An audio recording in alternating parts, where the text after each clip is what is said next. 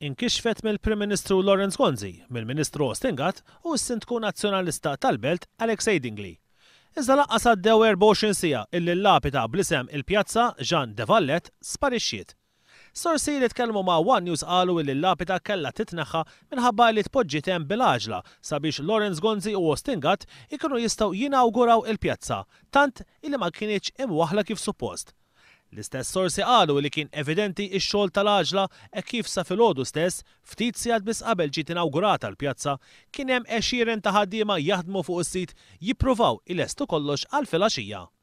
Minħabba li mhux kollox kien lest ittieħdet id-deċiżjoni illi il-pedestal bl-isem tal-pjazza titpoġġa xorta waħda, tinkixef u tingħata l-impressjoni illi din se tibqa' hemm.